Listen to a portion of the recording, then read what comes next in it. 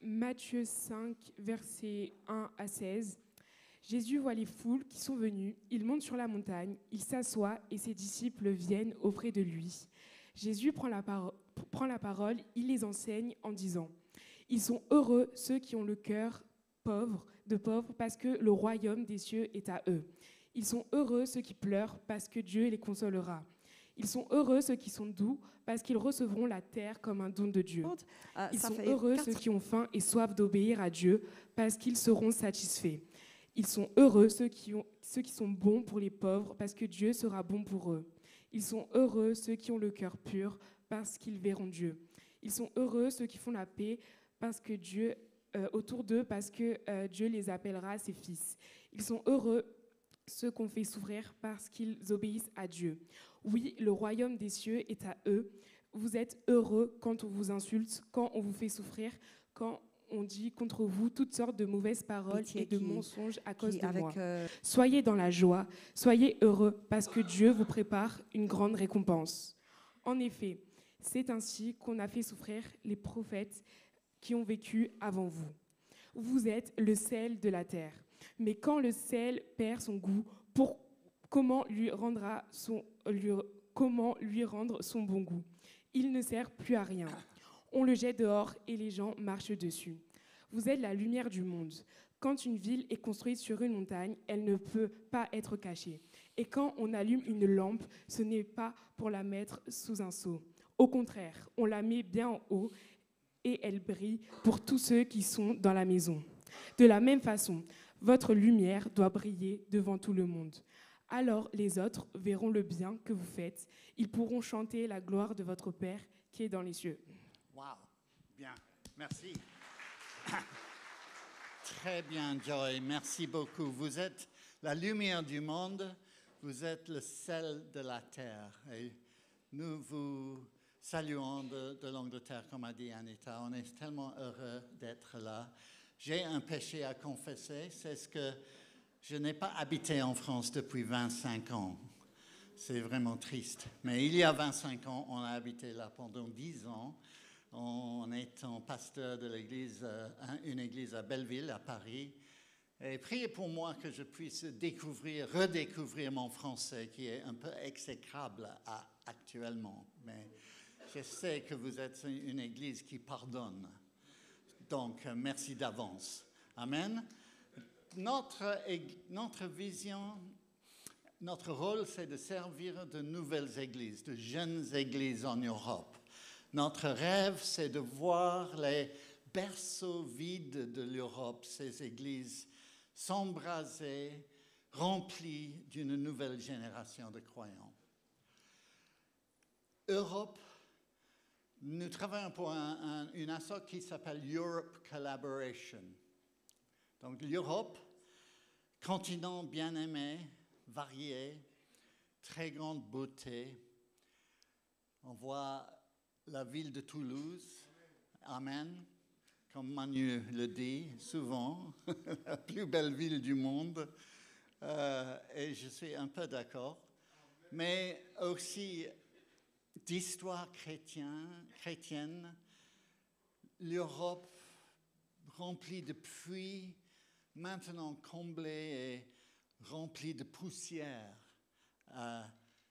Let's unblock the wells, débouchons les puits, n'est-ce pas? L'Europe est devenue un des principaux centres d'intérêt mondiaux pour les missions, l'implantation d'églises et la construction de communautés. Champ de mission vaste, l'Europe, étendue, tentaculaire, diversifiée, avec 750 millions de personnes. Elle compte nombreuses différentes cultures et 24 langues officielles. Elle est confrontée à des défis tragiques, l'Europe, bien sûr, la guerre, migration, pauvreté, changement climatique, ainsi que, comprenons, certains des pays les plus riches du monde et les plus influents du monde. Et j'espère que vous, avec nous, nous soupirons après un réveil, un renouveau des églises en Europe, sachant que Dieu est capable de faire infiniment plus que tout ce que nous demandons ou imaginons. Est-ce que vous êtes d'accord? Amen. Quelqu'un dise Amen. Europe Collaboration. Europe Collaboration a accès à des fonds auprès de fondations et quelques personnes dans différents pays qui se sentent concernés par cette grande tâche. Et nos églises partenaires viennent de différentes cultures et d'églises évangéliques. Parmi nos critères de choix pour ces nouvelles églises figurent l'amour pour Dieu et pour des gens. Nous trouvons cela ici. Un leadership cohérent avec une expérience éprouvée. Nous trouvons ça ici. Nous sommes éblouis de voir le partenariat entre Manu et Laurine. Ils sont des gens loin de Dieu, Kevin et Noël également. Et nous avons le plus grand respect pour vous.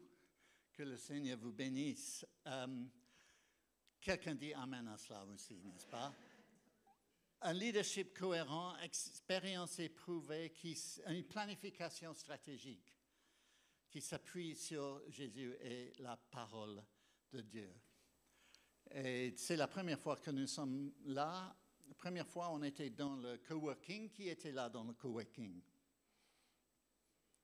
Une, deux, trois personnes. Félicitations. Vous êtes restés. C'était petit, mais bien. Et la dernière fois qu'on était là, vous veniez d'arriver ici. Qui était là lorsqu'on était là pour la dernière fois? 2 ou 3 personnes également. Donc, vous êtes des nouveaux. Nous nous présentons. Donc, bonjour. Que Dieu vous bénisse. Le thème de ces jours où on était là est Healing Home.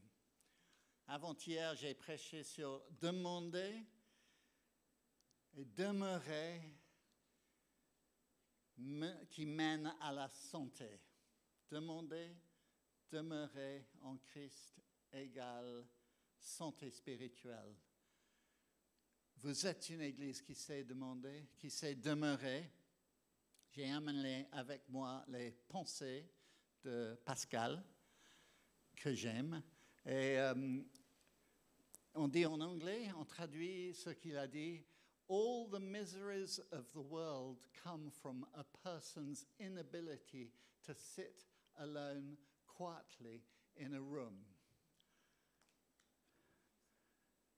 J'ai découvert que tout le malheur des hommes vient d'une seule chose qui est de ne savoir pas demeurer en repos dans une chambre. Demeurer, demander, demeurer. Sans action, mais être là devant le Seigneur, comme on était pendant une demi-heure là dans la louange. Très beau, ça c'est demeurer. Mais j'ai prêché sur cela. Anita, hier soir, a prêché sur à quoi ressemble une église Healing Home. Amen. Donc, je vais aller un peu plus loin. Qu'est-ce que cela veut dire selon Jésus? Mais avant de dire cela, un de nos fardeaux, comme a dit Manu, qui, en accompagnant parfois des pasteurs, c'est qu'il y ait dans une église la santé émotionnelle. Et on a la santé physique. Lorsqu'on dit Healing Home, on pense peut-être à ça, mais il y a aussi la chose très importante qui s'appelle la santé émotionnelle. Et on peut dire cette clé qui se trouve dans ce passage de Matthieu 5, les béatitudes, cette clé pour l'émotion, la santé émotionnelle, briser le pouvoir du passé, découvrir les trésors cachés dans le deuil et dans la perte, suivre un Jésus crucifié, non pas un Jésus américanisé, je n'ai rien contre les Américains, bien sûr, je les respecte, ni pentecôtistisé, mais un Jésus crucifié. 4, être avant action, apprendre à demeurer devant Dieu, 5, accepter le don de limite de Dieu. Jésus s'est limité à ne pas faire des miracles là, ne pas aller partout dans le monde, mais il s'est restreint à quelques trentaines de kilomètres. Il n'a pas pu guérir parfois à cause de manque de foi, etc. À nous d'accepter dans un sens pour une santé, Église Healing Home, le don de limite de Dieu. 6, faites de l'amour la mesure de la maturité spirituelle. Et 7, conduire les autres à partir de ta faiblesse et ta vulnérabilité. Healing Home comprend cette santé spirituelle, cette santé émotionnelle très importante. Je veux parler ce matin des gens que Jésus veut bénir. Qui sont les gens que Jésus veut bénir? Et dans ce passage, on voit des secrets venant de Jésus, qui est dans un sens un maître qui enseigne, tout à fait remarquable, admirable, remarquable, redoutable, surprenant. Je l'ai rencontré il y a 50 ans. Je l'aime de plus en plus tous les jours. Anita, mon épouse, m'a contacté lorsqu'elle s'est convertie. Moi, je n'étais pas du tout chrétien après avoir été à l'université d'Oxford. On m'a appris à tout douter. J'ai surtout étudié le siècle des Lumières français, l'existentialisme de Sartre et de Camus, et donc j'étais cuit vraiment. Mais elle m'a présenté à la Bible. Et dans un sens, nous voulons voir Jésus. Amen. Nous voulons le voir à travers les paroles de l'Écriture. Qu'est-ce qu'il dit? Il nous surprend souvent. Je dis souvent que nous recherchons des églises qui sont un peu comme ça, dont l'esprit, la pensée est imprégnée par la parole de Dieu. Et on peut, ou même comme ça, voir la beauté de Dieu. Et ce matin, on va le voir. Très bien. J'essaie de voir si ça descend ou si ça montre, le montre devant moi, mais je pense que ça dépend. Donc ça descend, donc c'est bien. Donc, heureux, dit Jésus, les pauvres en esprit, car le royaume des cieux est à eux. Il monte sur la montagne, il s'assoit, ça veut dire qu'il va commencer à prêcher, et il les enseigna. Le verbe là, c'est plutôt un passé continuel qui pourrait dire voici l'enseignement que Jésus avait l'habitude de donner. Et heureux les pauvres en esprit, car le royaume des cieux est à eux. Heureux ceux qui pleurent, car ils seront consolés. Heureux les doux, heureux ceux qui ont faim et soif de la justice. Alors en Angleterre, comme j'ai dit, c'est blessed, béni, les béatitudes, mais en français c'est heureux. Combien ils sont contrariés, les Français, n'est-ce pas? Mais Manu, pourquoi c'est heureux et pas béni? Dis-moi en 4 phrases. Je prie qu'ils ne commencent pas à prêcher.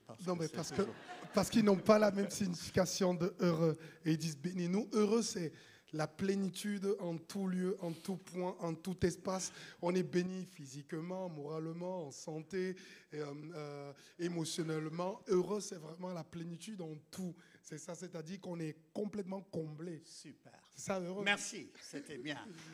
Et si on peut enlever les slides, c'est bien. On va revenir à ça à la fin, si c'est possible. Merci bien. Merci bien la production là-bas. Donc, qui sont ces personnes qui sont bénies et qui sont heureux?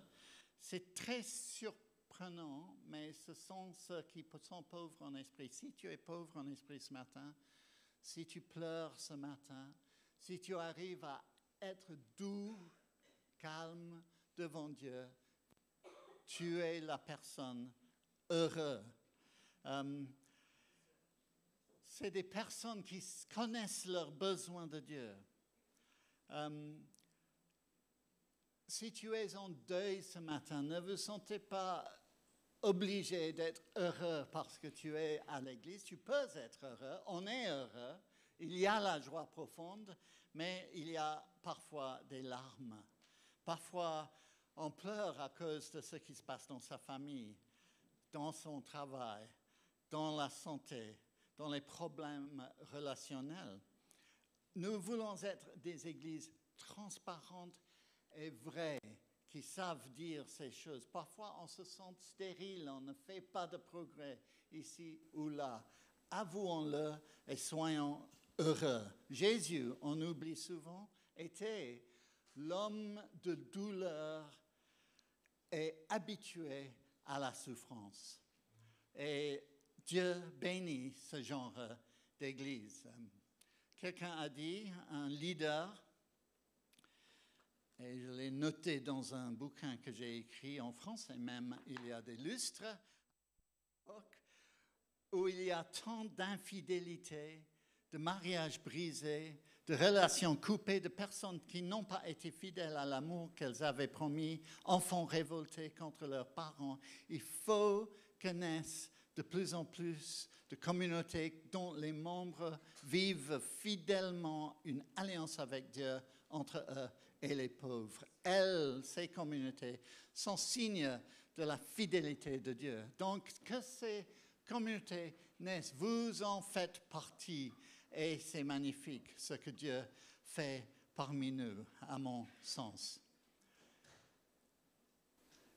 Qui sont ces gens? Ce n'est pas apparemment les accomplisseurs qui deviennent parfois durs et ne s'appuient plus sur Dieu. Non, une personne douce est la personne qui est heureuse, qui est arrivée au fond du gouffre et qui peut se satisfaire en Dieu et tout ce qu'il apporte. J'ai connu la souffrance, les larmes dans ma vie. Anita a raconté hier, pendant que nous étions en formation pour être pasteur, notre premier fils est décédé, mort subite de berceau. Il y a 43 ans. Et là, on était en train de commencer en tant que pasteur et la souffrance est entrée dans notre vie. Oui, et c'est une des raisons pour laquelle... Et Anita a raconté combien, au fur et à mesure, on a été guéri. On se sent guéri. Moi, j'ai eu une rencontre avec Dieu inoubliable où il m'a parlé de cela. Il m'a dit, Charlie, tu ne vas pas savoir pourquoi ces choses se sont passées, mais tu es mon fils bien-aimé en qui je mets mon plaisir. Et je me suis levé de ce moment, requinqué, guéri. C'est touchant pour nous car son anniversaire, ou l'anniversaire de son décès était le 23 janvier. Et c'est touchant pour nous ici parce que son anniversaire, il a la même date de naissance que Manu, en fait. Le 18 novembre 81, c'est vrai? Et il a 43. Voilà, c'est caché, mais on veut être une église transparente, Manu, n'est-ce pas? Il est jeune, il est très jeune. Et Dieu guérit avec sa présence puissante. C'est de cela que parle ce passage. Mais il guérit des gens dans la transparence. Dans le livre de poche de Pascal, ses pensées, un des premiers livres d'apologétique, si on dit cela, il y a son mémorial. C'est quelque chose qui lui est arrivé. Il dit lundi 23 novembre, jour, depuis environ 10 heures du soir jusqu'à environ minuit et demi, feu Dieu d'Abraham, Dieu d'Isaac, Dieu de Jacob, non des philosophes et des savants, certitude, sentiment, joie, paix. Dieu de Jésus-Christ, ton Dieu sera mon Dieu. Oubli du monde et de tout hormis Dieu. Il ne se trouve pas que par les voies enseignées dans l'Évangile.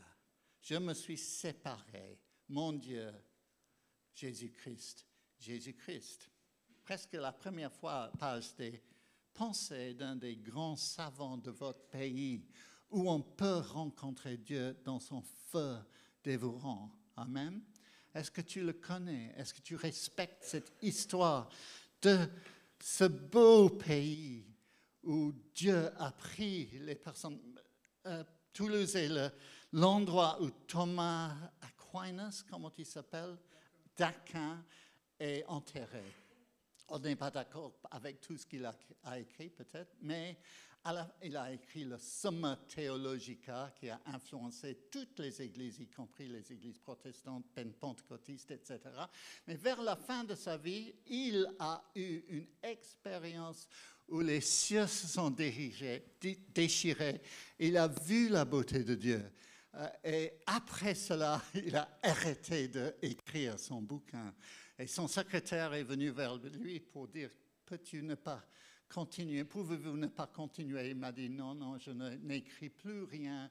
J'ai vu la beauté de Dieu. Et tout ce que j'avais écrit, c'est des epistles of straw.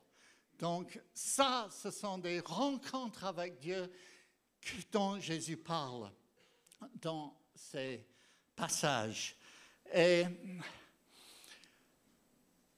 c'est un peu comme alcoolique anonyme qui a des étapes pour être dans la bonté de Dieu. Nous avons admis, on m'a invité deux fois dans des réunions d'alcooliques anonymes. Un ami à Londres, j'ai trouvé 50 personnes bien habillées, des professionnels, etc., une atmosphère. Et derrière celui qui présidait était écrit les 12 étapes. Je ne vais pas tous vous les lire, mais nous avons admis que nous étions impuissants face à l'alcool, que nos vies étaient devenues ingérables. I can't take it anymore. C'était un de tes thèmes pour cette semaine, Manu. Nous avons admis à l'Église que nous étions impuissants face au péché. Est-ce qu'on est venu au point où on peut admettre ça? 2, nous sommes venus à croire qu'une puissance plus grande que nous-mêmes pouvait nous rendre la raison. 3, nous avons pris la décision de confier notre volonté et nos vies aux soins de Dieu. 4, nous avons fait un inventaire moral approfondi sans peur de nous-mêmes. Quel défi! 5, nous avons admis à Dieu, à nous-mêmes et à un autre être humain la nature exacte de nos torts. 6, nous étions entièrement prêts à ce que Dieu supprime tous ces défauts de caractère. Humblement, nous lui avons demandé de supprimer nos défauts. Donc, à ce stade, pauvre en esprit, qui pleure, doux, qui cherche le royaume de Dieu. Oui, alors lisons cela. Enfin, on arrive au royaume de Dieu. On descend, on arrive à cette douceur qui est la présence de Dieu. On remonte, on devient miséricordieux. On a le cœur pur après. On crée la paix. Est-ce que l'Église, la rencontre, crée la paix? Est-ce que c'est ça votre réputation, à mon avis? Est-ce que vous êtes des artisans de la paix? Amen. Je pense avec votre association qui s'appelle ACT. Mais est-ce que vous y êtes impliqué? Est-ce que vous participez? Est-ce que vous donnez de l'argent à cela?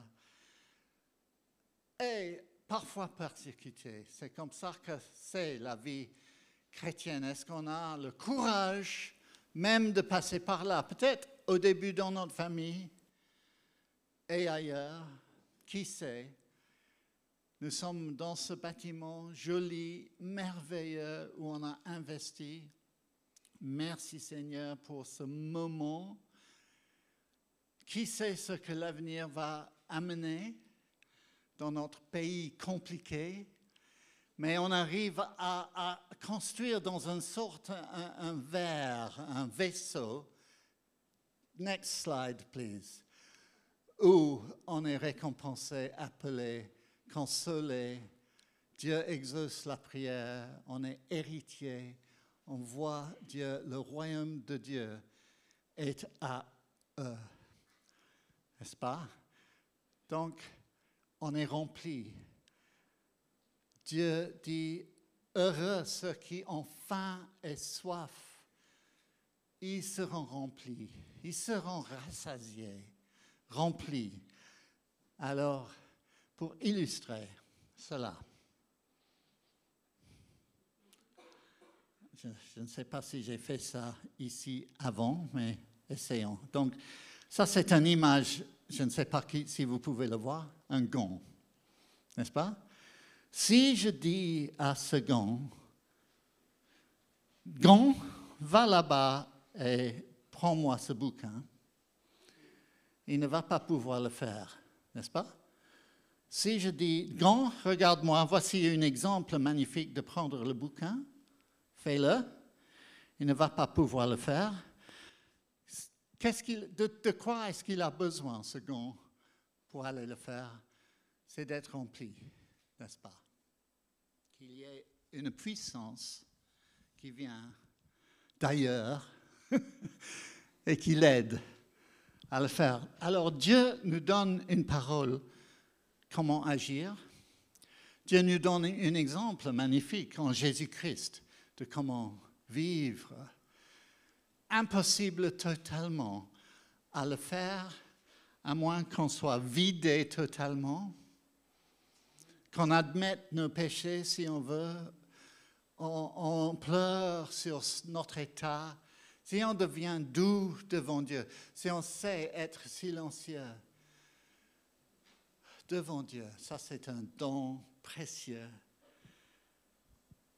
qui est dans cette Église, ce don de la paix, la présence. Parfois, lorsqu'on commence ce voyage, il y a des tristesses qui reviennent. Et qu'est-ce qu'on fait? On est assis, seul, devant Dieu, dans le silence. Ayons quelques secondes de silence et accueillons cette paix.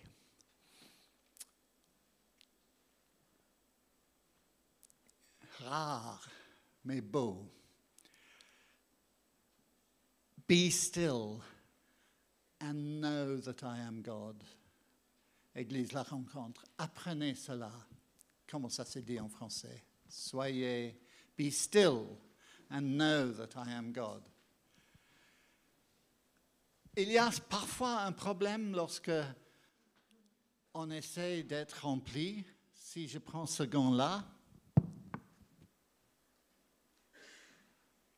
j'arrive pas à mettre ma main parce qu'il y a quelque chose là-dedans. C'est bourré déjà de quelque chose. Ça peut être plein de choses. Qu'est-ce que c'est? Waouh! C'est une portable auquel je suis accro, disons, avouons-le. Si jamais je suis calme devant Dieu, je n'arrive pas parce qu'il y a des messages qui arrivent.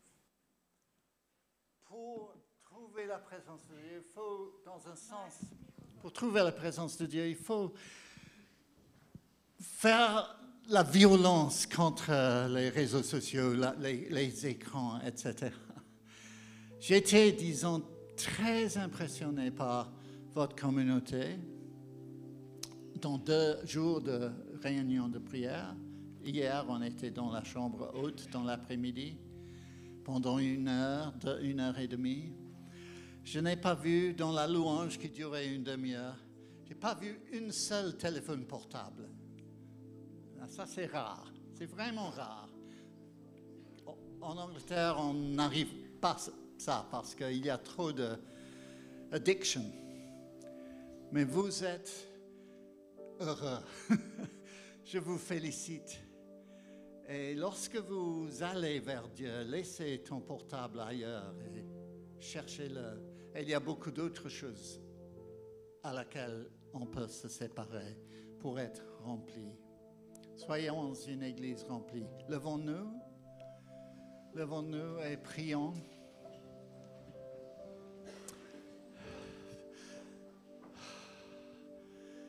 Seigneur, remplis-nous.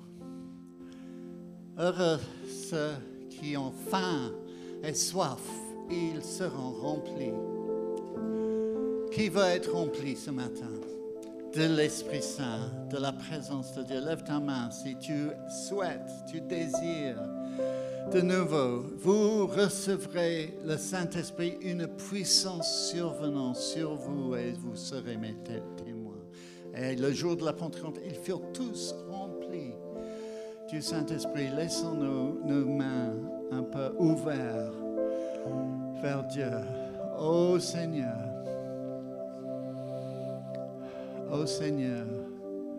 touche de ta plénitude cette belle assemblée. Viens, Esprit Saint. Shikatu satapata shandala patata shatatu. La parole que Dieu me dit, c'est voici, je fais de toutes choses nouvelles. See, I am making all things new, and I prophesy, je prophétise qu'il y a pour beaucoup ce matin un renouveau. Mets ta main sur ton cœur. Seigneur, guéris les cœurs au nom de Jésus. L'isolement, les tristesses, viens, Saint-Esprit.